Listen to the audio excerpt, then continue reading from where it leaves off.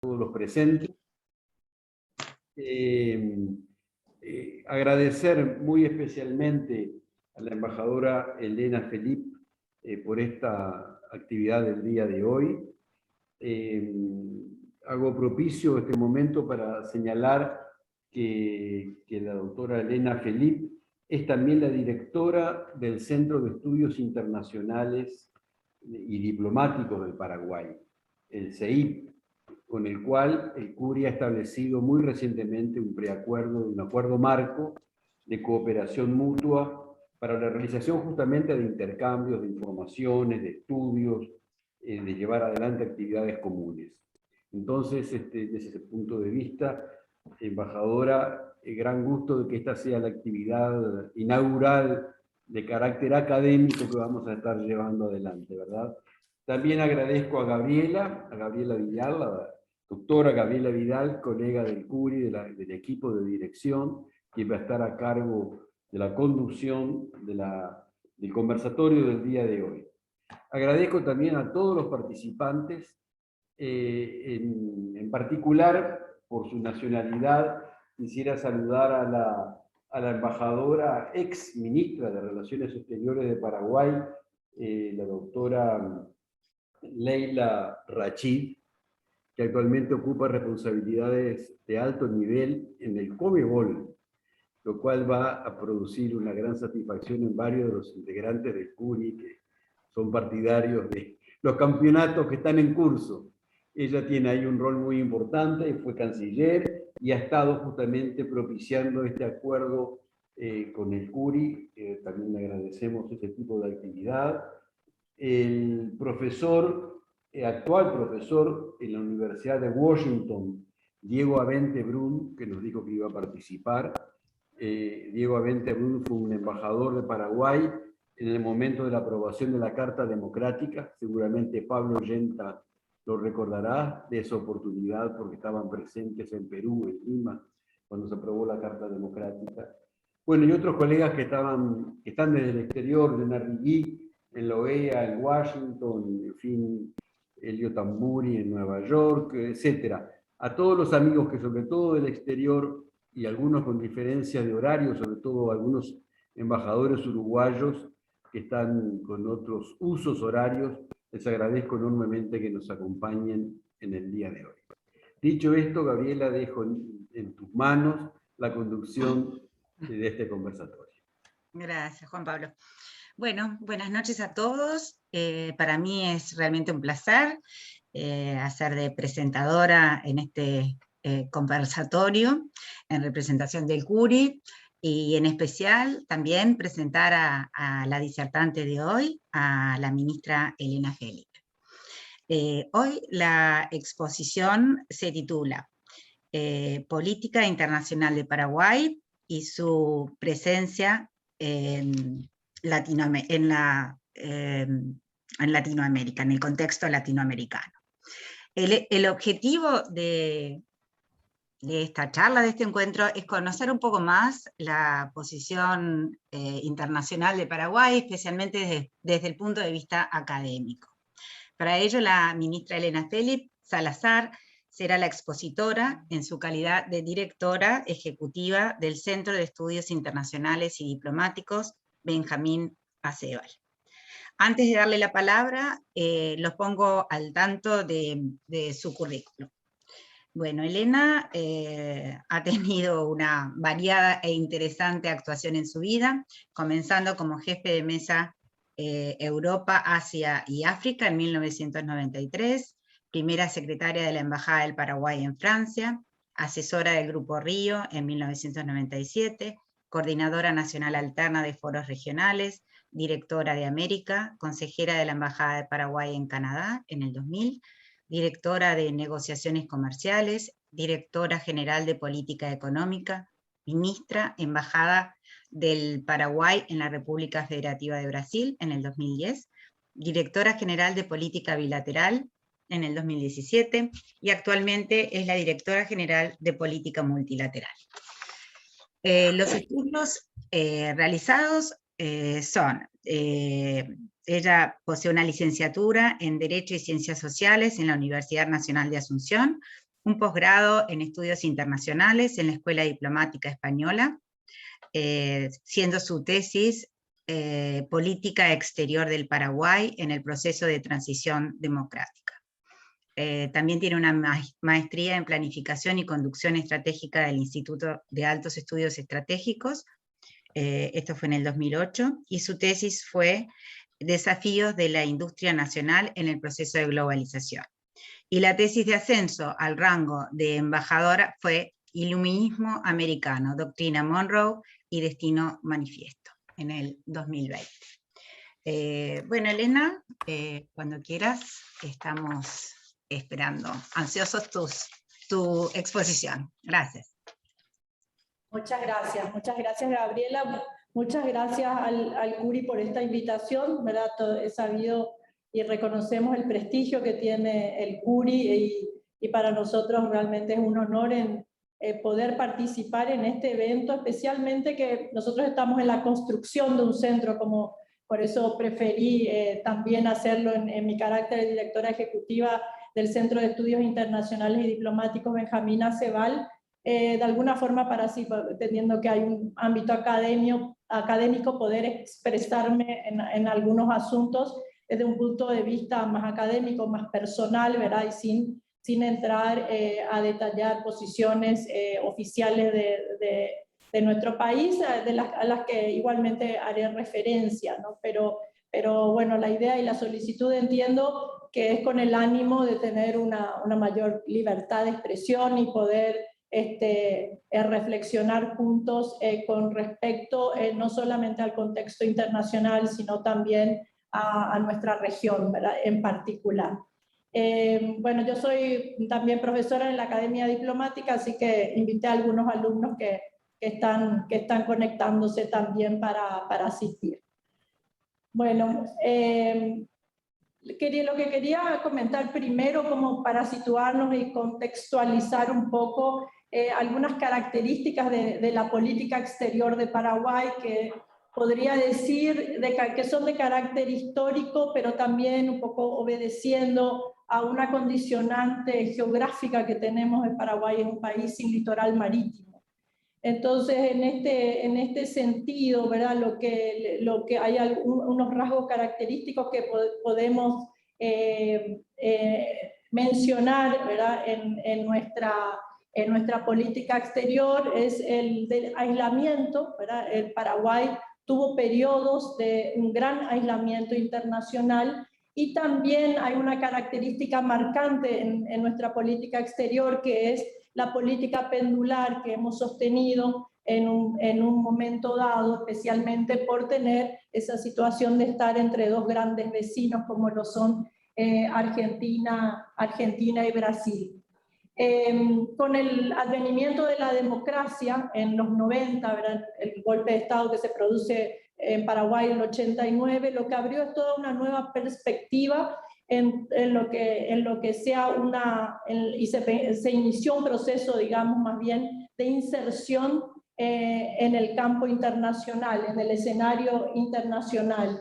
Y con ese proceso de inserción incluye una etapa de expansión de las relaciones de la red externa del Paraguay mediante el establecimiento de relaciones diplomáticas con países que por razones ideológicas no teníamos hasta ese momento. Paraguay estaba muy marcado también por la Guerra Fría, como otros países de la región, y también iniciamos un proceso de incorporación del Paraguay a los procesos de integración regional y también a los organismos internacionales, por ejemplo, como es el caso del GATT.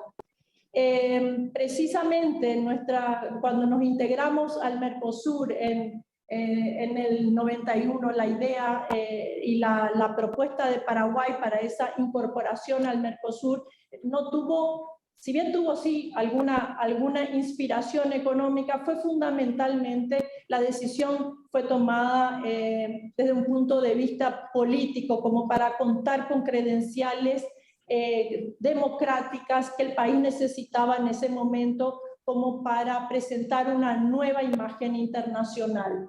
Entonces es así como que Paraguay se inserta en el Mercosur y con eso se reposiciona en la región.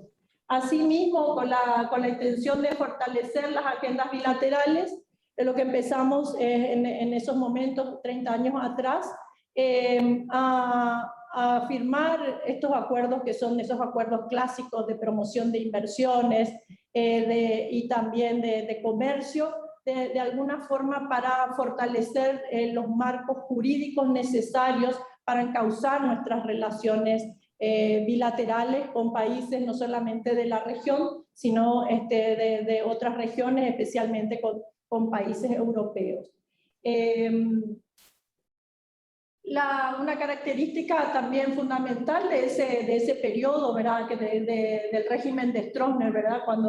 Que fue un régimen que estuvo 30 años en el Paraguay, era que tras el golpe de Estado del 89, el Paraguay debía prácticamente refundar las bases del Estado, porque teníamos que construir un sistema democrático y además teníamos que salir de una situación estigmatizada, muy estigmatizada en materia de derechos humanos y por la falta también de observancia de las libertades fundamentales.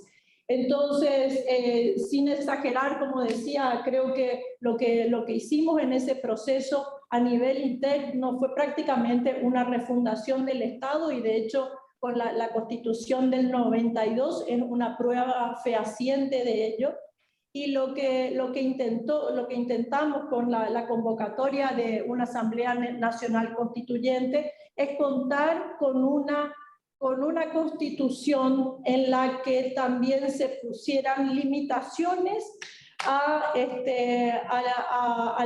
al poder presidencial, al sistema presidencialista que habíamos tenido y de la experiencia que habíamos salido en ese momento, y por lo tanto lo que tenemos hoy, la constitución que está vigente hoy, esa constitución del 92, lo que hace es poner pesos y contrapesos para limitar ese sistema presidencialista que aún tenemos hoy. De hecho, eso se ve mucho en las atribuciones que tiene el Poder Legislativo hoy en el Paraguay, que tiene una gran participación, ¿verdad?, en las decisiones tanto de política interna como también incluso en materia de política exterior. En este momento Paraguay cuenta con una diplomacia parlamentaria, de hecho muy activa, y esa es la prueba.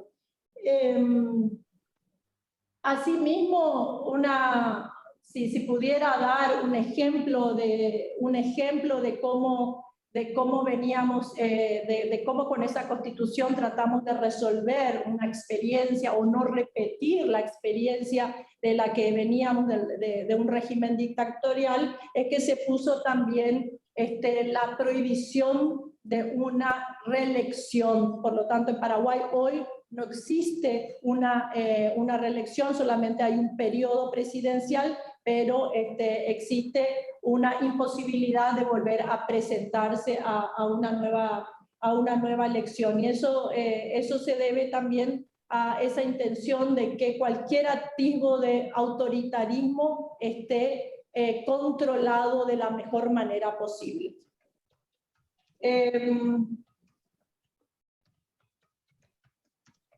También lo que podríamos resaltar, hablé mucho un poco de la situación interna, pero que eso también se refleja en el campo de política exterior, es que en materia de política exterior veníamos, como bien decía, de una posición muy marcada por la Guerra Fría, pero también muy tímida. Por lo tanto, era ineludible comenzar ese proceso de apertura al mundo. Y en este nuevo contexto, una señal clara, ¿verdad?, que como decía, es esa incorporación que Paraguay tuvo al Mercosur. De hecho, Paraguay tiene una vocación integracionista muy marcada desde el Mercosur y también incluso hemos sido parte de la LALC, de la LADI, y de los otros procesos que se iniciaron tanto a nivel de nuestra región sudamericana como también de la región latinoamericana en general. Y ahí, con respecto a los procesos de integración, entendemos hoy que existe, si bien existe un gran escepticismo porque los procesos de integración latinoamericanos no han sido capaces de conseguir los objetivos que se han trazado, igualmente lo que tendríamos que evaluar es por qué la región ha tenido esas dificultades para avanzar en los procesos de integración a los que seguimos apuntando y apostando. Sabemos que cuando creamos el UNASUR, ¿verdad?, por alguna razón ideológica, luego lo dejamos de lado y creamos PROSUR. Cuando no pudimos también en la CELAC, que pasamos por un momento, por un periodo de una fuerte crispación, lo que tuvimos fue un proceso de reflexión de lo que entendemos estamos saliendo actualmente, pero igualmente cuando se tratan cuestiones que apuntan a avances importantes en materia política, de vuelta y nuevamente se crean este tipo de fricciones. Eso lo hemos visto en la última cumbre que tuvo lugar en México, y en la que lamentablemente, por ejemplo, no hemos sido capaces de concretar y acordar una declaración política de los jefes de Estado y de gobierno. Entonces, ese escepticismo hacia los procesos de integración latinoamericana, comprendemos que tiene un motivo, y lo que tenemos que ver ahora y de ahora en más es cómo reaccionar y cómo poder evitar que esos vaivenes políticos, esos giros políticos que tiene la región, dejen de afectar o no afecten a estos procesos de integración. También creemos que además de esos vaivenes políticos, de los efectos que tienen esos vaivenes políticos en la integración latinoamericana, me parece que lo que existe es una manifiesta, no quisiera ser tan fuerte y decir incapacidad, pero por lo visto una manifiesta dificultad, podría decir, en alcanzar consensos.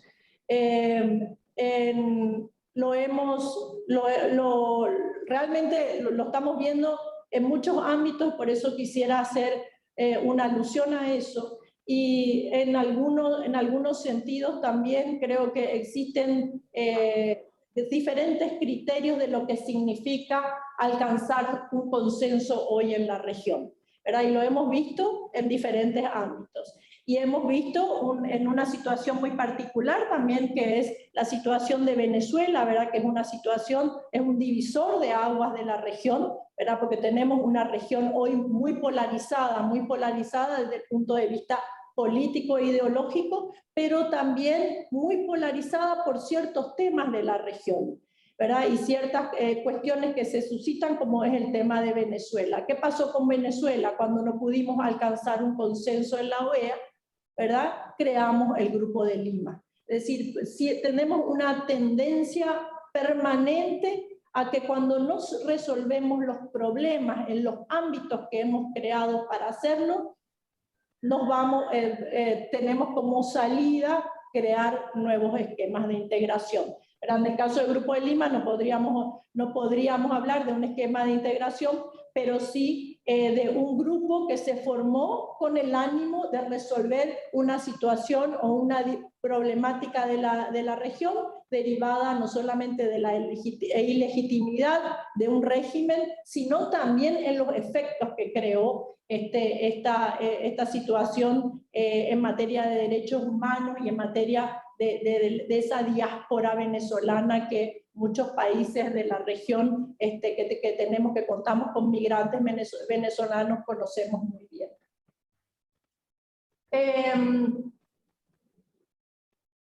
Además de eso, quisiera mencionar que cuál es la situación del Mercosur hoy, ¿verdad? Yo no quisiera entrar y profundizar mucho sobre el tema Mercosur, porque entiendo que que mi colega, el embajador Didier Olmedo, lo hará en un próximo encuentro con el CURI. Pero sí quisiera mencionar desde el punto de vista político la visión que tenemos del Mercosur hoy. Y la visión es que el Mercosur tampoco ha alcanzado los objetivos que se han tratado, que se han formulado ni en el Tratado de Asunción ni en los textos fundacionales.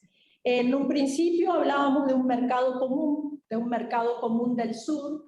Luego esas ambiciones se redujeron a una unión aduanera. Luego esa unión aduanera, ¿verdad?, se convirtió en una unión aduanera imperfecta debido a las excepciones que tenemos que hoy perforan el arancel externo común. Y de la unión aduanera podemos decir hoy que ni siquiera el Mercosur logra ser un espacio de libre comercio per se, porque tenemos también sectores aún excluidos del Mercosur, como es el sector automotriz y el sector azucarero, ¿verdad? Entonces, si bien y afortunadamente el Mercosur ciertamente sigue constituyéndose en un foro importante, tanto Mercosur con sus socios fundadores como Mercosur con los países asociados, también es cierto que las ambiciones de los primeros años del Mercosur se han reducido ostensiblemente. Y se han reducido a lo mejor por una visión más pragmática, pero habría que ver si el abandonar esos ideales que teníamos de una profunda, de contar con una política comercial común y de profundizar el Mercosur y contar con instituciones sólidas del Mercosur, si hoy por hoy todos los países coincidimos que esa es la vía y ese es el futuro que queremos del Mercosur.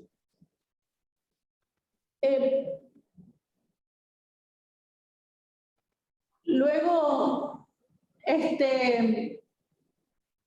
también quisiera de alguna forma, y aclaro que como decía al comienzo, esta evaluación que hago del Mercosur no es una evaluación de carácter oficial ni refleja la posición de mi país, sino es una opinión que tengo. Estuve mucho tiempo trabajando en el Mercosur y creo que entender cuál era la perspectiva que teníamos los países miembros. También es cierto que no podemos decir, ¿verdad?, aludiendo a todos estos procesos de integración que señalaba, que no existe una voluntad política de América Latina de integrarse. Y esos esfuerzos que he mencionado, de hecho, constituyen una prueba de que sí hay una vocación de América Latina por integrarse. Pero básicamente, como decía, esa dificultad que tenemos para los consensos son lo que hacen inviable por el momento avanzar en esos procesos de integración. Nosotros en este momento también, como señalaba, somos miembros del PROSUR, ¿verdad? El PROSUR que Paraguay va a asumir la presidencia pro tempore en diciembre próximo, al igual que lo haremos con el Mercosur. Y el PROSUR en este momento está también en una situación posiblemente de indefinición ante el próximo calendario electoral, que posiblemente traerá cambios en la región, ¿verdad? Como produjo cambios en el Perú, en la conducción de política exterior del Perú hace poco, posiblemente también tendremos cambios en la conducción política de Colombia y en la conducción de política de Chile. Y ahí veremos si el PROSUR va a poder seguir el camino que han iniciado y los avances que hemos logrado, incluso tocando temas tan variados como el tema de salud, como el tema energético, como temas de defensa, como temas de seguridad.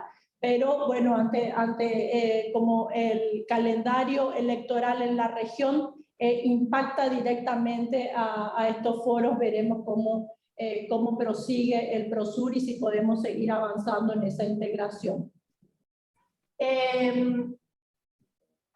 Luego quisiera hablar un poco de lo que significó también la crisis sanitaria para la región y lo que significa también en términos políticos. La crisis sanitaria se puede decir que significó un gran costo político para la popularidad de la mayoría de los gobiernos de la región, y esta pérdida de popularidad se tradujo en un debilitamiento del poder central que en algunos casos se vio atomizado, provocando graves inestabilidades. Y en otros casos también vemos que hubo cambios importantes, cambios de signos políticos en elecciones generales, y en otros países en donde a lo mejor no hubo elecciones generales, pero sí ciertos plebiscitos, digamos, que tuvieron características devastadoras y que debilitaron gobiernos de por sí ya débiles. Por tanto, entendemos que hoy la democracia en la región pasa por un momento de alta sensibilidad. Una democracia que, de por cierto, es vulnerable a estos cambios porque todavía en muchos países de la región todavía estamos en proceso de consolidar nuestra institucionalidad. América Latina tiene ese desafío de consolidar las instituciones, y el impacto que tuvo la pandemia en todo lo que sea en los gobiernos centrales, eso produjo una fragilización del sistema democrático. Asimismo, no quisiera soslayar el desprestigio de la clase política latinoamericana hoy y la polarización de las ciudadanías, que son cuestiones que por supuesto veníamos arrastrando antes de la pandemia, que es solamente, digamos, que lo que hizo la pandemia de alguna forma fue reforzar estos esquemas que veíamos, esta situación que veíamos en la región, y que ese desprestigio de esa clase política y esa polarización de la ciudadanía, lo que vemos es que posibilita de alguna forma la aparición de algunos, ¿verdad? Yo los llamo aventureros ajenos a la dirigencia política tradicional, que sin ideas claras intentan llenar los vacíos de liderazgo que hoy se presentan, producto de un descontento popular. Uno de los efectos más contraproducentes de esta situación es posiblemente la incapacidad de los gobiernos de no poder tomar decisiones o hacer reformas que, por ser consideradas impopulares, pero sí son necesarias por este debilitamiento del poder, por esta fragilización de la democracia, en este momento vemos que es inviable, y eso produce retrasos importantes. Por este motivo y para paliar estos desequilibrios y evitar estos vaivenes a los que se ve sujeto, ¿verdad?, un liderazgo débil, vemos que existe también una tendencia de aparición de fuerzas políticas que optan por la manipulación del sistema democrático y también aspiran, ¿verdad?, para poder anclarse en el poder, aspiran a copar las instituciones, lo cual dificulta aún más ese proceso de fortalecimiento de la institucional, y por sobre todo dificulta una lucha frontal, un combate a la corrupción. No obstante, ¿verdad?, no quisiera hacer un panorama tan negro, pero creo que dentro de ese panorama, a lo mejor poco alentador que vemos en la fragilización de la democracia en nuestra región, podemos decir que sí, el accionar ciudadano se ha presentado también como una constante y ha logrado algunos cambios a lo mejor tímidos, pero en algunos países, ¿verdad?, que de la región un poco más agresivos. Y esa demanda ciudadana, ese accionar ciudadano, creemos que también se traduce en las mayores exigencias que tienen hacia los gobiernos, pero también hacia una mayor transparencia de la gestión de gobierno. Entonces, para nosotros, esa es la parte positiva de toda esta situación, realmente es esa mayor participación de la ciudadanía que vemos hoy, a lo mejor favorecida, sí, ciertamente por las redes sociales, por una mayor capacidad de congregarse para manifestarse, para presentar sus demandas. Algunas veces estas demandas son un poco exageradas, ciertamente, porque la capacidad de los aparatos estatales nos impiden, ¿verdad?, que son muy precarios en algunos países, impiden satisfacer estas demandas ciudadanas, pero estas demandas ciudadanas hemos visto incluso en algunos casos que han torcido decisiones de carácter hasta corporativo. Entonces, nosotros creemos firmemente que ese es un buen camino y que la región puede, que eso en lugar de fragilizar a la democracia, sí puede ayudar a fortalecerla. Asimismo, quisiera hacer alusión a un tema que se ha presentado en la región y que no es un tema menor, que es el tema de si necesitamos una organización diferente a la organización de los Estados americanos. Y creemos que la organización de los Estados americanos, a lo mejor con sus luces y con sus sombras, ha construido un acervo importante y que necesitamos consolidar. Ciertamente que podemos realizar reformas y siempre hay lugar a mejoras, pero no consideramos que sustituyendo la organización de los Estados americanos por otro esquema nuevamente ayude a avanzar en la discusión de los temas trascendentales en la región. Y en ese sentido nos hemos pronunciado también en la reciente cumbre en México, ¿verdad? También creemos que ahí, en la Organización de Estados Americanos, es muy importante las voces de los Estados miembros que se traducen en los temas que se tratan en el Consejo Permanente. Y creemos que existe hoy una confusión del rol de la Secretaría General con el Consejo Permanente, y esa confusión es lo que también ha hecho proponer a algunos países la necesidad de reemplazar a la OEA. En ningún caso y bajo ningún motivo los estados pueden ser suplantados, ni pueden ser, sus voces pueden ser apartadas por ninguna figura de carácter, ninguna figura que ostente el cargo de alguna secretaría general en ninguna organización, ¿verdad? Por más descollante, por más participativa que sea esta figura. Los estados hoy siguen siendo los actores centrales en el esquema internacional.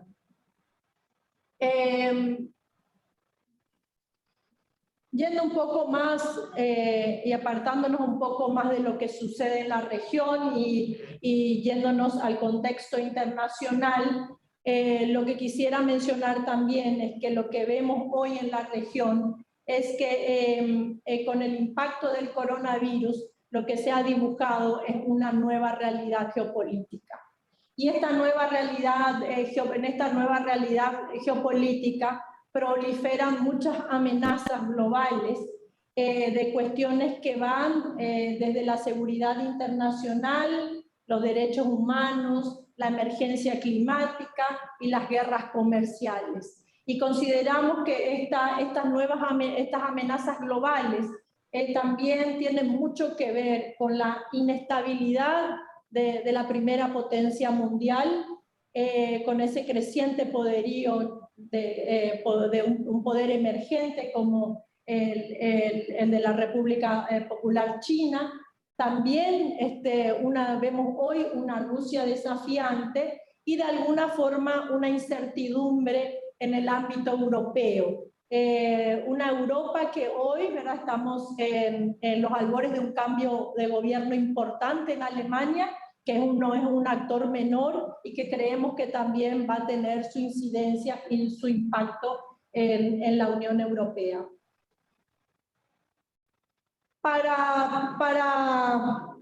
Yo creo que no hay mejor forma que visualizar el escenario hoy o describir el escenario internacional hoy que las palabras que mencionara el secretario general de Naciones Unidas, Antonio Guterres, en su último discurso ante la Asamblea General. Y él decía así: estoy aquí para dar una señal de alarma. El mundo debe despertar. Nuestro mundo nunca ha estado más amenazado o más dividido. La pandemia ha sobredimensionado desigualdades flagrantes. La crisis climática está golpeando al planeta. Y creo que en sus palabras y en la descripción que venía haciendo, coincidimos en que si hoy podemos definir al escenario internacional, lo podríamos definir en dos palabras: en inestabilidad e incertidumbre. Y para dar respuesta a esta inestabilidad y a esta incertidumbre, creemos que la mejor manera de que los desafíos globales tengan una respuesta, esta respuesta también debe ser de carácter global. En ese sentido, Paraguay es un férreo defensor del multilateralismo y bueno, por las características de nuestro país, por supuesto, necesitamos un derecho internacional que se cumpla a cabalidad. Necesitamos un multilateralismo fortalecido para que nuestras voces sean, las voces de los estados más pequeños puedan ser escuchadas. Esa es la única garantía y la única vía que vemos hoy para avanzar en una sociedad, hacia un mundo más justo. Realmente coincidiremos que la pandemia no fue el mejor ejemplo de un multilateralismo fuerte y un multilateralismo capaz de dar respuestas a los problemas globales. ¿Verdad? En nuestro caso, nosotros hemos levantado una voz muy crítica, a pesar de esta férrea defensa que, como decían, tenemos hacia el multilateralismo. También hemos desarrollado una línea muy crítica de lo sucedido en la pandemia, de lo sucedido con el sistema COVAX, por ejemplo, al que Paraguay ha apostado y que hasta hoy estamos esperando las vacunas con un retraso enorme en todo nuestro programa de inmunización, un programa de inmunización que es una carta para el regreso a una normalidad. Afortunadamente, los índices hoy, la crisis sanitaria en Paraguay está muy controlada.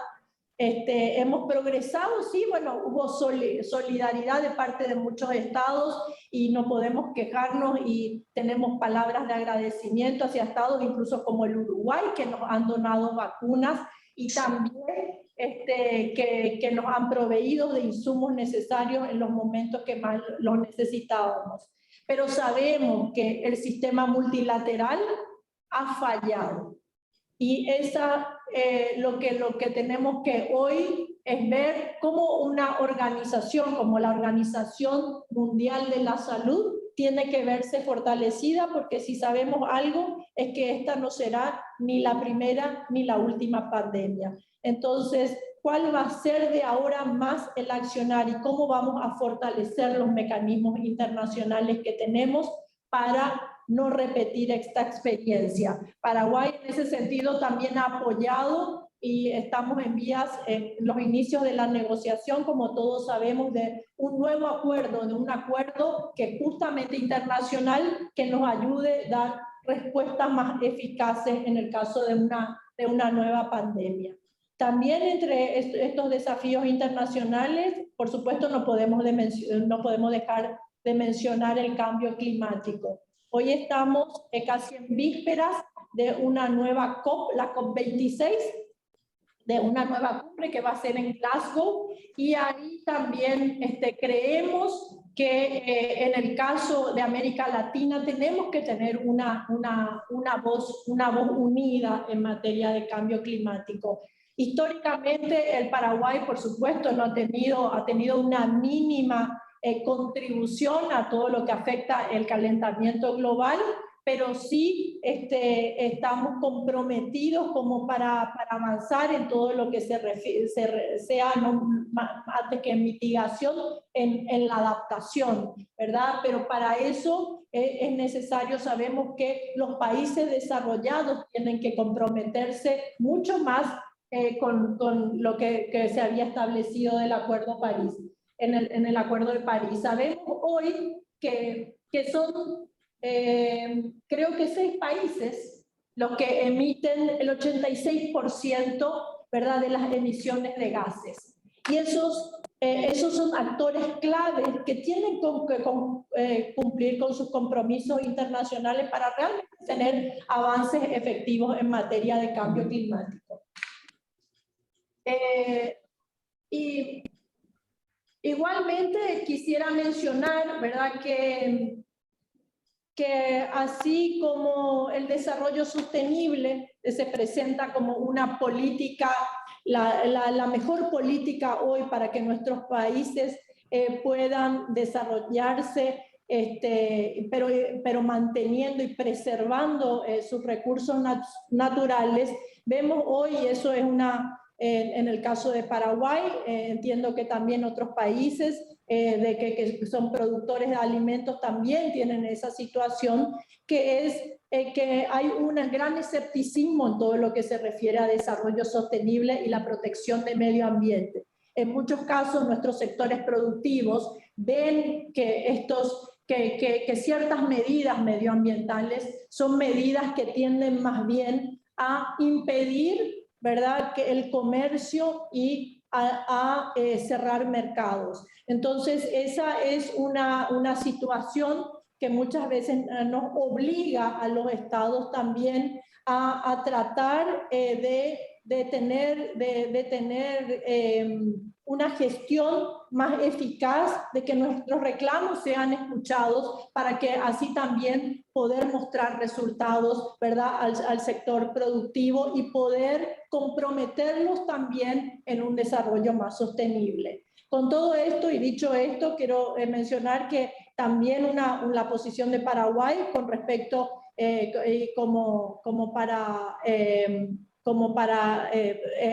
un apoyo definitivo a todo lo que sea el sistema multilateral, presentó el segundo informe nacional voluntario el 15 de julio pasado ante el Consejo de Alto Nivel en Naciones Unidas. Y este segundo informe nacional voluntario lo que hace es un autodiagnóstico, ¿verdad?, de cómo está nuestro país hoy. En este autodiagnóstico vemos, por ejemplo, podemos ver que las debilidades que tenemos en materia estadística y que son necesarias fortalecer para poder no solamente desarrollar mejores políticas públicas, sino también evaluar los resultados de las políticas públicas que hoy se implementan. Entonces, este informe nacional voluntario, que lo hemos hecho con la construcción de todos los sectores de la sociedad, para nosotros también significa, como lo que decía, un compromiso más de Paraguay con el multilateralismo. Y por último, ¿verdad?, para no extenderme, porque entiendo que también habría posibilidades de hacer preguntas, lo que quisiera comentar es que en estos 30 años en Paraguay, estos 30 años a partir de la democracia, lo que hemos intentado de ocupar mayores espacios internacionales. Puede ser que todavía en los espacios que hoy tenemos, nuestras candidaturas en organismos internacionales, aún sean muy tímidas, pero si vemos del punto que hemos partido, los esfuerzos han sido enormes. Y creemos que esa va a seguir siendo una política que debemos sostener, y para lo cual entendemos que necesitamos cuadros capacitados, cuadros especializados que nos permitan tener una mayor participación internacional. Así también ha sido posible, ¿verdad?, gracias a un esfuerzo que hemos hecho a poner algunos temas en la agenda internacional y, por ejemplo, en la que quisiera mencionar muy especialmente la situación de país y los reclamos o las solicitudes que tenemos los países sin litoral marítimo, que un país que tan dependiente del comercio exterior como el nuestro no es una situación menor, ¿verdad? Ser país sin litoral marítimo es una situación que nosotros hemos visto todas las estrategias posibles para revertir esa situación y de una situación desventajosa convertirla en ventajosa. De hecho, podemos mencionar en esos términos cómo hemos fortalecido todo lo que sea nuestra flota fluvial y también proyectos ambiciosos como la ruta bioceánica. Entonces, para concluir, lo que quisiera decir es que de alguna forma igualmente estamos todavía en la construcción de una conciencia a nivel ciudadano de la importancia que tiene para un país como Paraguay tener una política exterior fuerte, una mayor presencia internacional, y creemos sí que también nuestra región debe ser consciente de la necesidad de tener una presencia internacional unida, ¿verdad? Que para navegar en esta nueva realidad geopolítica debemos llegar y alcanzar consensos. Lo escuchaba la otra vez al doctor Enrique Iglesias y que se manifestaba también en ese sentido y coincido plenamente, ¿verdad? En vez de tener algunos discursos hasta podría decir de tinte trasnochado, lo que necesita hoy América Latina es tener posiciones comunes en comercio, educación, ciencia, tecnología, salud, ¿verdad? Medio ambiente, por supuesto. Esa creemos que es la alternativa para poder tener una mayor presencia, para que nuestra voz sea escuchada y para poder consolidar una posición como una región seria y con perspectivas a desarrollarse y a alcanzar los objetivos que se ha trazado. Bueno, muchísimas gracias, espero no haberme extendido tanto y muchas gracias y estoy atenta a las preguntas. Gracias, Elena. La verdad que ha sido súper interesante tu exposición, con mucha información y aparte con una gran honestidad en lo que es tu opinión personal y fue muy interesante escucharte. Iba a hacer una síntesis, pero prefiero no hacerla de los puntos que hablaste, así podemos dar paso a los que quieran hacer alguna pregunta, hacer algún comentario. No sé si alguien quiere empezar. Bien. Juanjo. Estás muteado. Sí. Ya conecté. Muchas gracias. Bueno, primero creo que como miembro del CURI debo agradecerle a la embajadora esta presentación tan excelente, tan completa. Tanto que me pregunto cómo es que no lo hemos hecho antes. Veo allí con emoción la bandera paraguaya. Y en la presentación que ha hecho embajadora hay muchas cosas en común con la realidad uruguaya y muchos problemas internacionales que también tenemos en común. Y realmente creo que debemos iniciar o mantener un diálogo más permanente para conocernos mejor. Paraguay efectivamente ha tenido un gran cambio, ¿verdad? A partir del 89, del 90. Somos miembros ambos fundadores del Mercosur creo que tenemos tal vez la misma inconformidad en cómo marcha este proyecto de integración económica y comercial, pero también somos testigos de un fracaso regional de todos los procesos de integración. Paraguay como Uruguay somos dos países relativamente más pequeños, ¿no? Paraguay es muy grande, pero digo relativamente más pequeños por los vecinos que tenemos. Y me gustaría hacerle hay muchas preguntas, se me ocurren muchas preguntas, pero solo me detendría en una inmediata. ¿Cómo cree que podemos salir del actual pantano en que está el Mercosur? Gracias, embajador, y felicitaciones por su intervención nuevamente.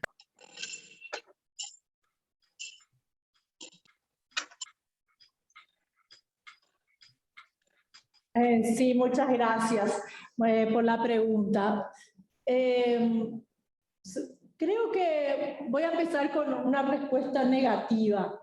Es decir, echando a países del Mercosur no me parece la vía, ¿no? Creo que la vía es el diálogo, la vía, como decías, es el consenso, la vía es respetar que a todos los países, que a todos los estados nos asiste el derecho de defender nuestros intereses, ¿verdad? Creo que eso es legítimo, ¿verdad? No podemos nosotros tener una actitud a lo mejor contraria o contrariada más bien a un Estado que lo que está haciendo es defender sus intereses legítimos. Y de ahí me surge entonces esa cuestión de que justamente lo que parece que hoy no estamos en condiciones de hacer es lo que generalmente tendríamos que hacer, se supone, los diplomáticos, que es generar espacios de diálogo armoniosos para que poder ver cuáles son las mejores alternativas para solucionar nuestros problemas. Entonces, lo que me parece es que también esta disyuntiva, esta cuestión hoy que ¿verdad? De estos dos grandes temas, el tema de la flexibilización, el tema del arancel externo común, lo que se ve es que hay diferentes criterios de lo que significa modernizar, porque estamos hablando de que es necesario modernizar el Mercosur. ¿Y qué entendemos por modernizar el Mercosur? ¿Verdad? Entendemos ir a una vía más pragmática, o entendemos que profundizar el Mercosur es fortalecer las instituciones del Mercosur y volver a ese Mercosur de los orígenes. Entonces, me parece que también lo que ocurre mucho y lo que temo también es que algunos países, por lo que decía, esa influencia, ese impacto que tiene el calendario electoral, posiblemente habrán cambios en algunos miembros del Mercosur. Y quiero ver si con ese cambio la posición de hoy será la posición de mañana. Eso me parece que es lo que trae tanta inestabilidad a nuestros procesos de integración y que impiden que avancemos, ¿verdad? Pero eso ya depende mucho también de la construcción que tenemos en base en nuestros países y los procesos que seguimos en nuestros países, ¿verdad? Que son procesos en los que no quisiera entrar a tallar, pero la pregunta que me hace es una pregunta muy difícil. ¿Cómo salimos hoy para el Mercosur? La mejor salida sería que nos sentemos, ¿verdad? Todos y nos respetemos entre todos y veamos cuáles son las alternativas. Pero echando a miembros del Mercosur o acusándonos, me parece que esa no es la vía, ¿no? Bien, gracias. Gracias, Elena, por tu respuesta. No sé si hay comentarios, si alguien, ya sea levantando la mano o también está la opción de la reacción de levantar la mano en la Ah, ahí veo, recién veo. A Gabriel Videgaín. ¿Gabriel? Sí, buenas tardes. En primer lugar, felicitaciones a la embajadora. Pareció muy interesante la conferencia. Tengo varias preguntas. Una, ¿qué escenario están viendo en posible conflicto entre Taiwán y China? Ustedes están apoyando en Taiwán. ¿Y de qué manera va a reaccionar el Mercosur, los países del Mercosur? Segundo, dijo de reforzar la estadística. Entiendo que ustedes no pudieron realizar censo tampoco, como varios de los países, y cómo están reforzando la estadística nacional para hacer los informes. Tercero, tengo varias, pero se las dejo por ahí para que pueda contestar. Bien. Gracias.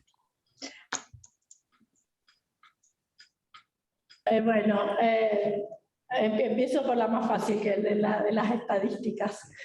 Bueno, nosotros con lo que en este proceso de construcción del segundo informe nacional voluntario, justamente lo que vimos es la necesidad, como decía, de fortalecer nuestras estadísticas, que son el gran escollo que tenemos. Y de hecho hemos creado recientemente el Instituto Nacional de Estadísticas, porque teníamos solamente una dirección general y en este momento estamos fortaleciendo esas estadísticas. De hecho, ese Instituto Nacional de Estadística ya ha sacado, por ejemplo, algunos primeros datos sobre el tema de la pandemia, y un concepto que no teníamos hasta hoy, o una medición, y que me parece muy importante, que es lo que se llama la pobreza multidimensional. Es decir, no solamente esa pobreza que se mide por el tema, por la canasta básica, sino también, ¿verdad?, de la falta de un trabajo decente, de la falta de acceso a una educación, educación apropiada. Esa pobreza que hoy en Paraguay los índices son muy altos, realmente son asustadores. 1/3 de la población paraguaya hoy vive en niveles de pobreza. Escuchaba justamente al doctor Iglesias cuando decía que el problema es de la clase media. Bueno, en nuestro país no. En nuestro país es que, y con la pandemia se vio aún más, en mucha gente que estaba accediendo a la clase media, hoy de vuelta ha bajado hacia niveles de pobreza, a lo mejor no de pobreza extrema, pero sí que se traduce ya en una situación de inseguridad, y también a esa imposibilidad que han tenido los niños, muchos niños que no tienen acceso a la tecnología, cuando hablamos del tema de brecha digital también, que es un tema sumamente importante, que no han podido tener educación, que hace 2 años que no tienen un sistema de escolaridad normal por falta de acceso a la tecnología.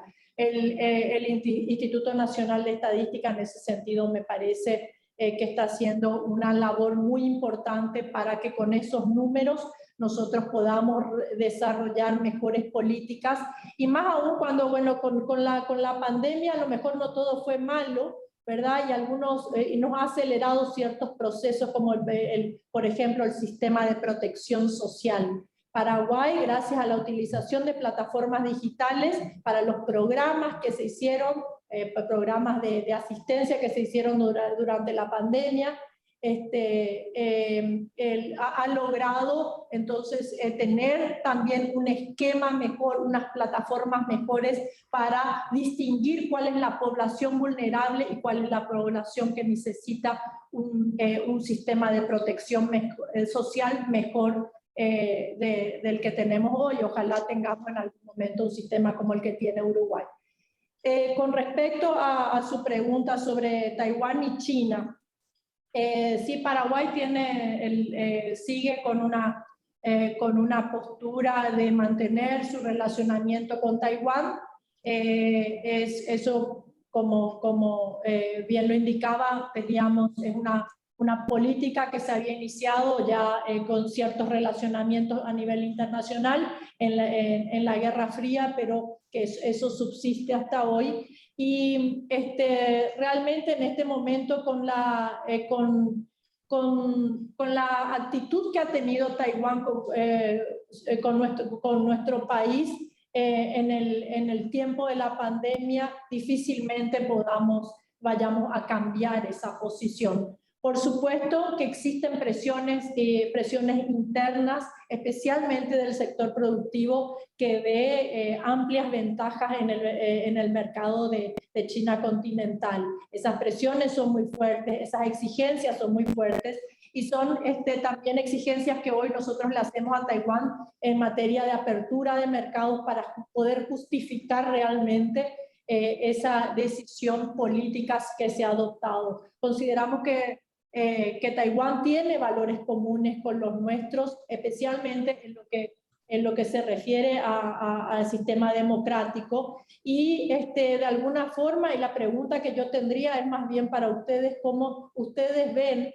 ¿verdad?, que están, entiendo, a las puertas de las negociaciones de un acuerdo de libre comercio con China continental, cómo ven la influencia de un país que tiene valores tan diferentes a una democracia tan consolidada como lo es Uruguay. ¿Cómo ven cómo va a ser esa incidencia una vez que el comercio, que las inversiones de un país como China se asienten en Uruguay?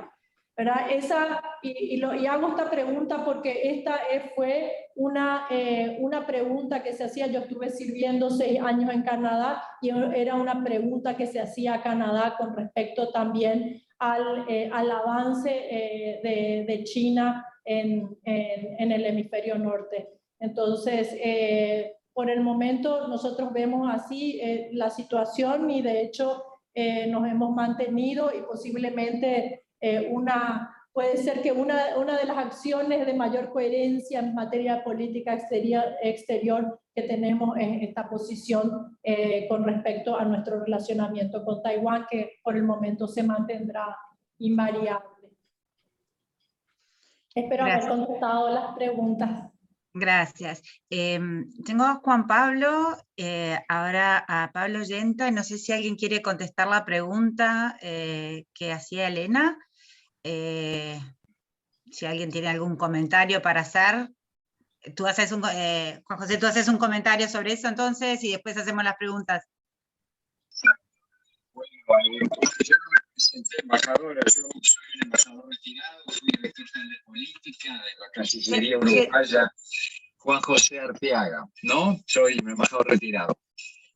Mire, desde que el Uruguay retornó a la democracia en 1985, mantuvo el principio de no hay fronteras ideológicas para el comercio. Ese es un principio de la política exterior uruguaya. No hay fronteras ideológicas para el comercio. Y efectivamente, a principios del año 88, establecimos, o en realidad no establecimos, pero bueno, establecimos relaciones con la República Popular China. En este sentido,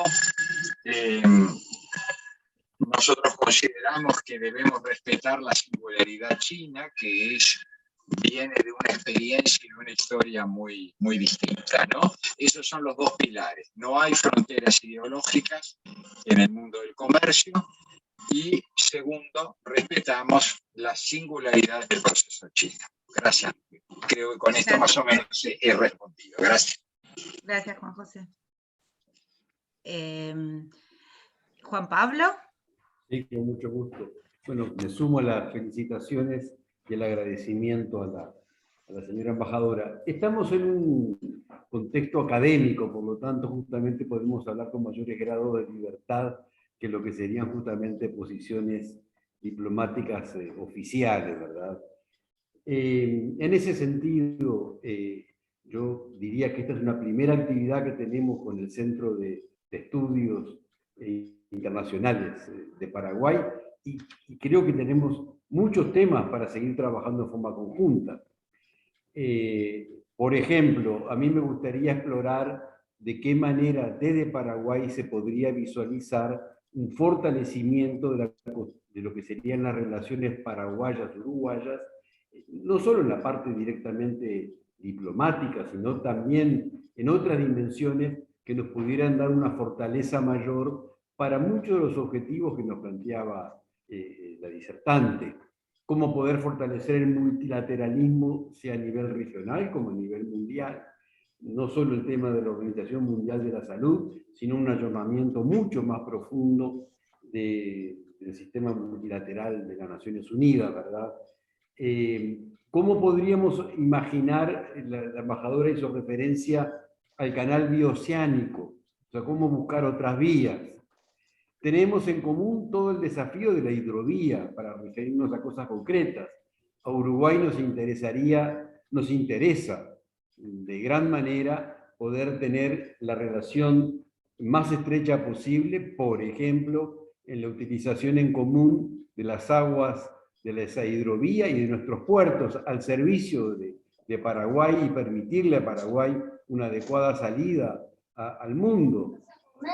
En fin, habría una serie de temas en los cuales podríamos explorar, yo diría, intereses comunes y ver cómo fortalecerlos y cómo desde nuestros centros poder aportar modestamente a ese desarrollo positivo de un cierto fortalecimiento de los países que tenemos ciertas escalas, como bien decía el embajador anteriormente, que somos países relativamente más pequeños al lado de los grandes vecinos.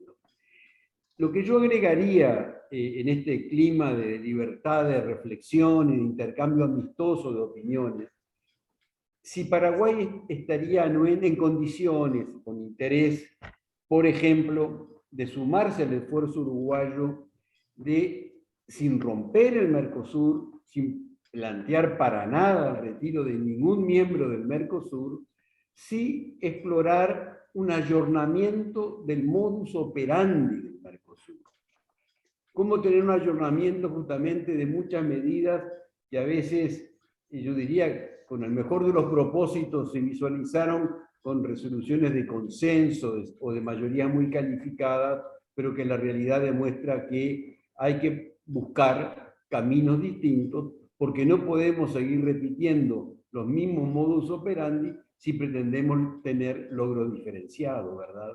Entonces, esto es como un planteo para una reflexión que podremos proseguir en el futuro para ver cómo en forma conjunta podríamos estar, yo diría, aportando a cambios que hay que realizar en nuestro contexto regional, en nuestro contexto continental y también a otras escalas mayores, cuando me refería a cómo poder promover cambios más profundos en el sistema multilateral.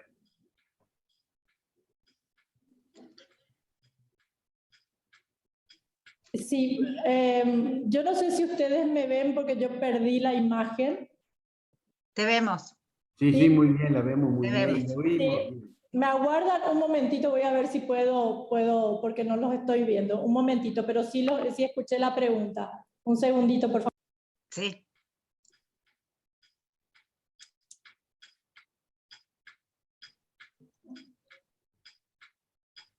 Después de Pablo, ¿hay alguien más que tenga preguntas? Digo, para ir organizando, y aparte por el tiempo, para saber en principio, ¿no? Bueno.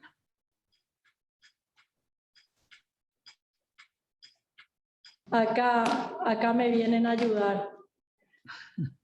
Ahí está. Bueno, ahí volvió la luz. Perfecto. Sí.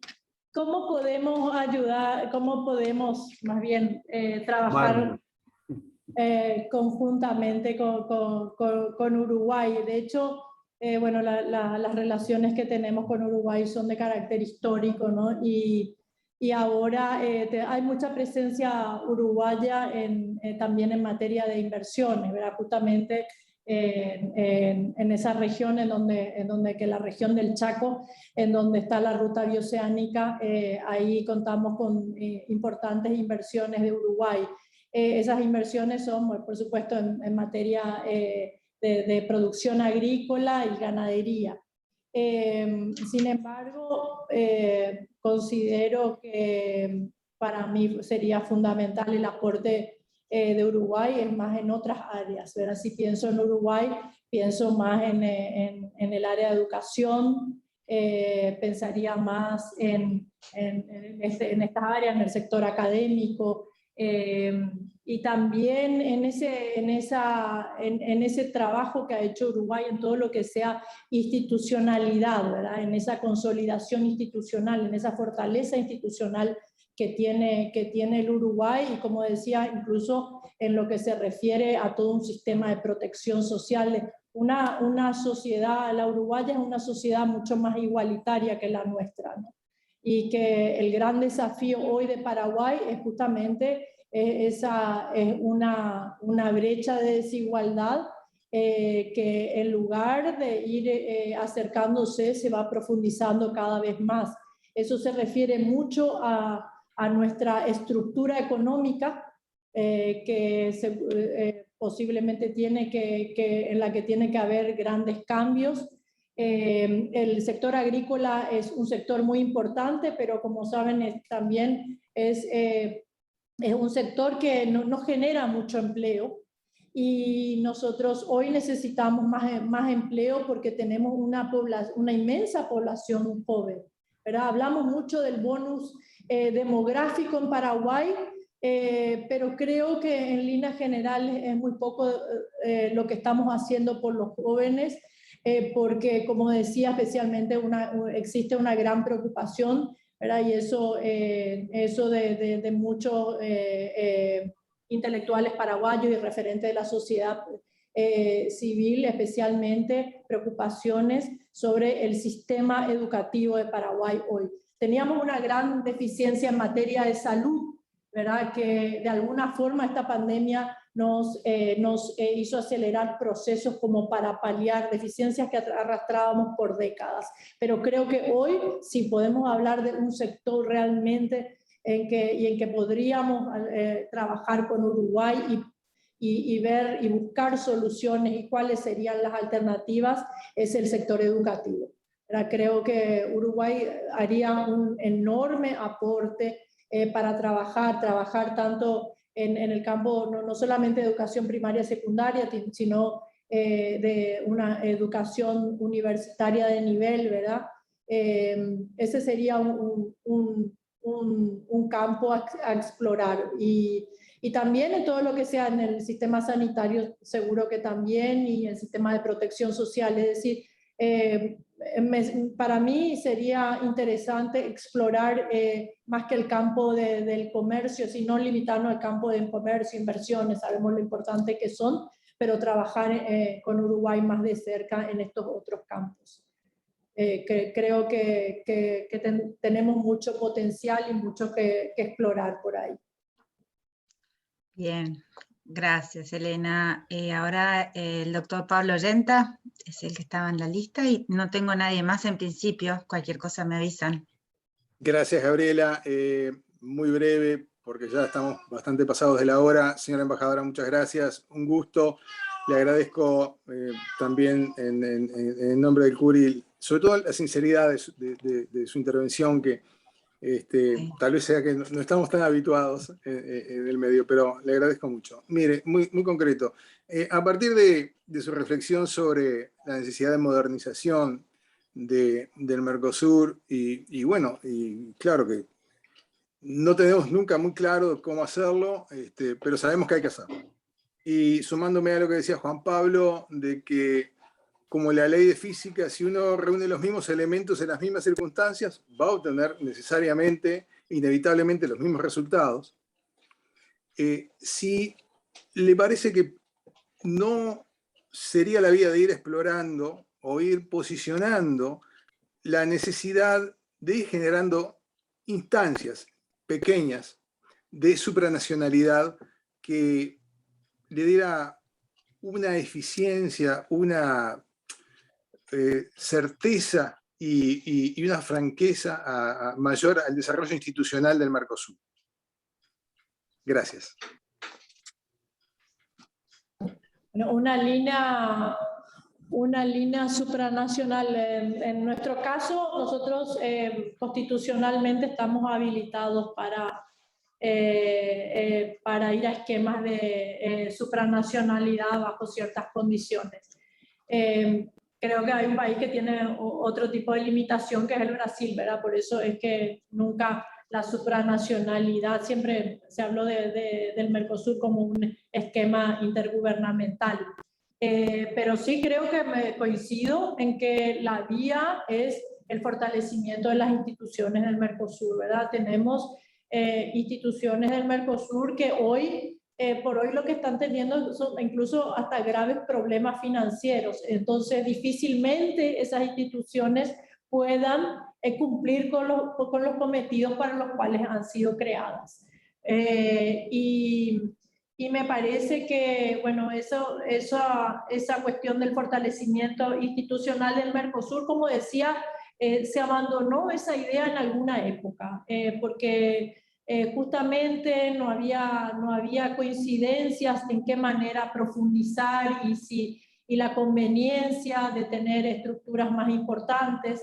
Tuvo después mejores épocas cuando negociamos, estábamos en las negociaciones con el Mercosur, Unión Europea, porque de hecho el tema de una mayor institucionalidad era casi una exigencia de parte de Europa, sino en vez de comerciar con un bloque, estaba realmente comerciando con 4 países que integraban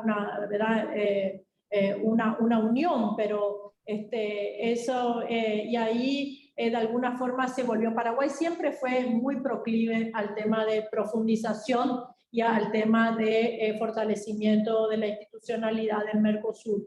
Pero hoy incluso nuestro sistema, nuestro tribunal arbitral tiene características de mucha debilidad. Entonces, si no se pueden los asuntos incluso comerciales del Mercosur ir resolver en las instancias, en una instancia dentro del Mercosur, si en vez de ir al tribunal del Mercosur tenemos que ir nuevamente a algún otro tribunal arbitral externo, realmente es que nosotros mismos no estamos confiando en las instituciones que hemos creado, ¿no? Bien, gracias. Bueno, creo que ahora tenemos la pregunta, la última me parece que es, y es una alumna, debe ser alumna tuya, Elena, supongo, Adriana Galloso. Puede ser, sí, Adriana. Buenas tardes, muchas gracias. Buenas tardes, embajadores, a todos los presentes. En primer lugar, en nombre de mi grupo y mío, quisiera agradecer por la invitación que se nos ha extendido. Como alumnos de la embajadora estamos acostumbrados a la excelencia en sus exposiciones, por lo tanto estamos más que agradecidos por la oportunidad de escucharlo en el marco de esta charla, ¿verdad? Mi pregunta va más dirigida hacia el ámbito multilateral, ¿verdad?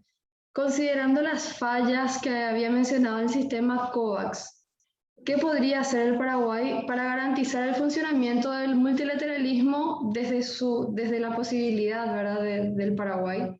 En escenarios futuros, más aún considerando las amenazas, o más bien diría yo desafíos globales que había mencionado la embajadora, como seguridad mundial, derechos humanos y principalmente, creo que lo más urgente en los últimos tiempos, la crisis climática.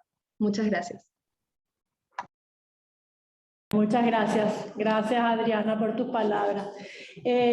Bueno, realmente lo que nosotros siempre tratamos de mantener una política con respecto a no solamente realizar el reclamo, sino también realizar alguna propuesta. En nuestro caso, por eso decía, ¿verdad?, tenemos hemos reclamado por la situación que se generó con el tema de acaparamiento de las vacunas por parte de los países desarrollados y que de alguna forma dejó al sistema COVAX también en una situación de no poder cumplir con las obligaciones para las cuales ha sido creado y por ende tampoco en cumplir con ese cometido o esa premisa de que estaremos a salvo mientras no estaremos a salvo mientras todos lo estemos, ¿verdad? Realmente la premisa que creo que primó en este ámbito fue el sálvese quien pueda. Lamentablemente eso es lo que nos dejó esta pandemia, pero la idea es que la próxima pandemia no nos encuentre en una situación de vuelta como atravesar y volver a tener los mismos obstáculos que en esta. Por eso decía que nosotros estuvimos muy a favor de cuando, y de hecho estamos inmersos en el proceso de la negociación de un nuevo acuerdo, para hacer frente a las pandemias y que no vuelva a suceder lo que sucedió. Y también estamos de acuerdo que de ver las formas de ir fortaleciendo los organismos multilaterales, y para eso creemos que un primer paso es el cumplimiento de los compromisos que asumieron nuestros países. Y por eso hacía referencia a ese segundo informe nacional voluntario que, a pesar de la pandemia, a pesar de las restricciones, pudimos construir con toda la sociedad paraguaya. Pero somos conscientes que evidentemente que los países más pequeños necesitamos mucho de un sistema multilateral fuerte, y que los que hoy, en este momento, no están cumpliendo con sus compromisos internacionales son los países más desarrollados. Tenemos, por ejemplo, grandes preocupaciones con cómo se está manejando el tema de asistencia, incluso a la cumbre climática en Glasgow, en donde nos dicen vamos a ir a un sistema híbrido porque hay ciertos países que están en zona roja, y por tanto esos países solamente pueden ingresar teniendo tales o cuales vacunas y haciendo cuarentena. Y es decir, los países, por supuesto, para financiar la participación en estas cumbres, son esfuerzos muy importantes los que hacemos. Y ahí quisiera plantear justamente un problema que nos surge ahora, que en este momento de la etapa de la pandemia, que se supone que estamos avanzando hacia una normalización, la preocupación hoy es que el anuncio de ciertos países que han dicho: nosotros vamos a admitir al ingreso de nuestro país si están vacunados en 4 plataformas, ¿verdad? Que son las plataformas que reconozco. Y esas plataformas son independientes a las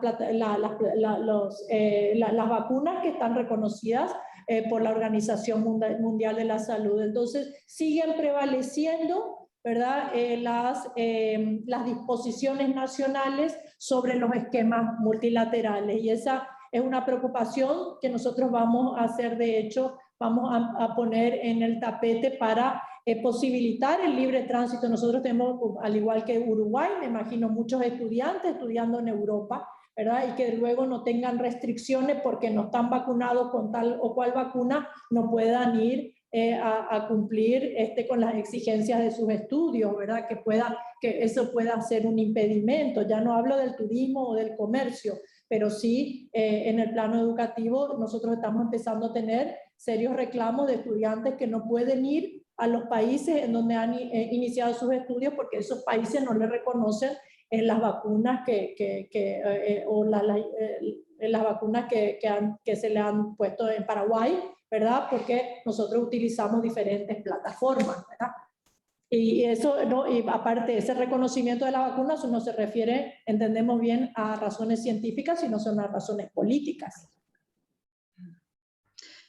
Sí, Elena, comparto. Creo que lamentablemente muchas son, la crisis sanitaria dejó en evidencia, como decía también el secretario de Naciones Unidas, la falta de solidaridad que hay en el mundo. La verdad que es una conclusión sumamente triste. Y bueno, a Uruguay también le pasa con el tema de Europa, pero Europa no ha tomado una medida unificada como Europa, sino que como Unión Europea, sino que los distintos países tienen sus propias, tampoco ahí hay mucha unión, tienen sus propios criterios con respecto a las distintas plataformas de vacunas. Es un tema interesante e importante para el futuro, también futuro cercano. Bueno, creo que no hay... Ah, sí, Gonzalo, perdón. Gonzalo Pérez de Castillo. Gracias. No sabía que estábamos, porque francamente la exposición fue tan buena y tan rica y además sí, un panorama internacional tan completo en tan corto tiempo que es francamente admirable. Así que había, como dijeron mis colegas, muchísimas preguntas más para hacer y para dialogar. Pero visto el tiempo, yo simplemente voy a hacer una cosa, aparte de felicitar a la expositora. Voy a aclarar una cosa porque varias gente ha preguntado esto, ¿cómo hacemos para fortalecer el multilateralismo? Lo que yo puedo decir es que es lo que no tenemos que hacer. En esto de, como se ha mencionado, del COVAX, que fue efectivamente un fracaso, la culpa no es de la OMS. La OMS ha estado vacunando por el mundo durante toda su existencia. La OMS no recibió ni el dinero ni las vacunas para poder hacer una lucha frontal contra este COVID-19.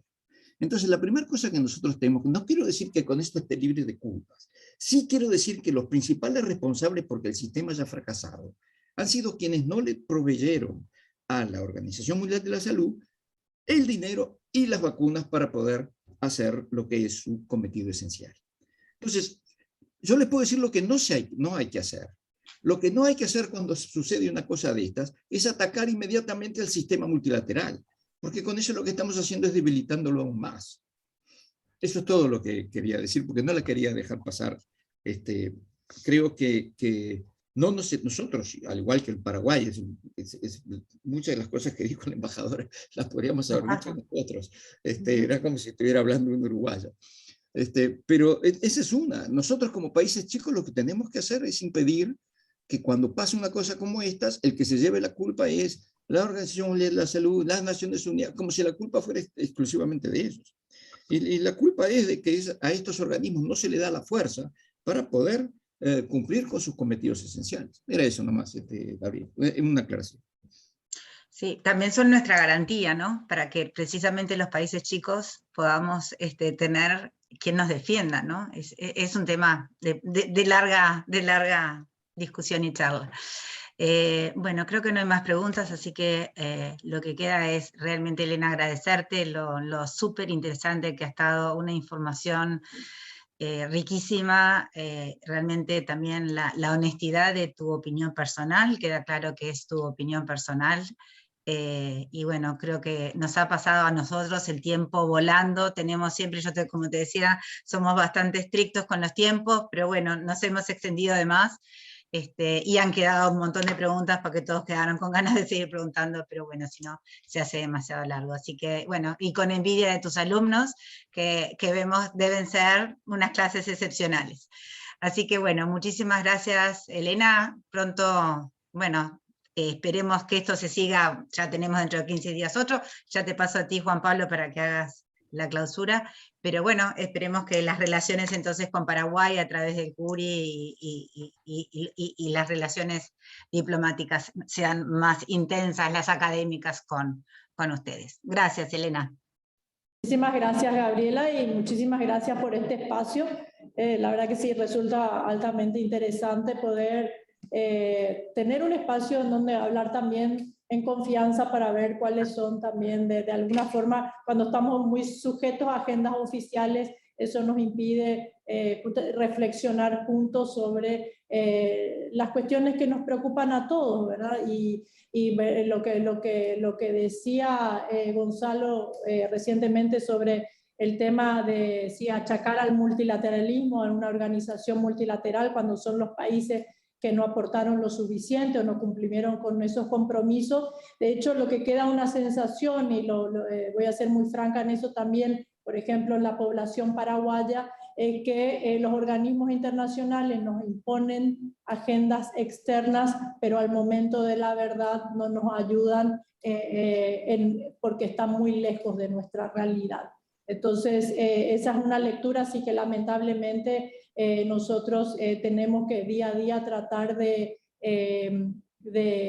alguna forma de contrarrestar, y lo hacemos cumpliendo con nuestros compromisos internacionales de la mejor manera posible, con las limitaciones, por supuesto, que puede tener un país todavía en vías de desarrollo. Pero muchísimas gracias por este espacio y bueno, a las órdenes, y para seguir, espero que sea el primero de muchos encuentros. Ojalá que sí. Gracias. Juan Pablo.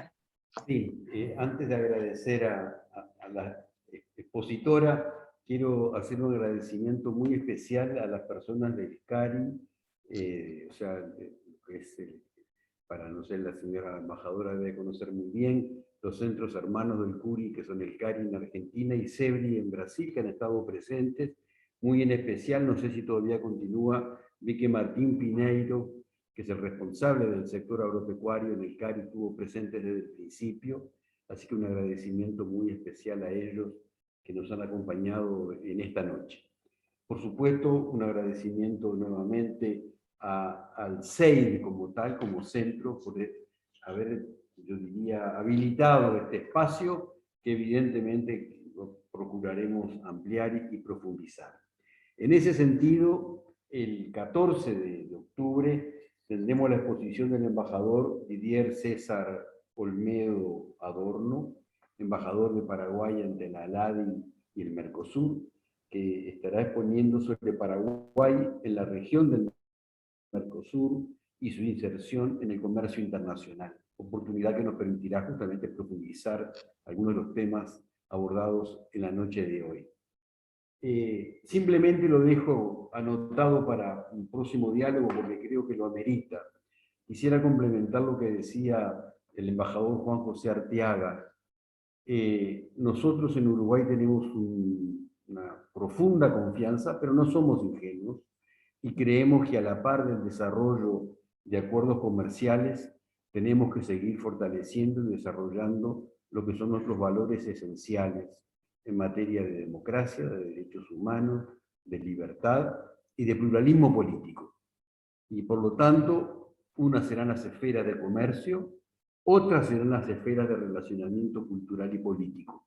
Y créanos, embajadora, que desde ese punto de vista no tenemos ningún temor de que los valores uruguayos puedan ser alterados por contaminaciones de países que tengan concepciones muy diferenciadas a las nuestras.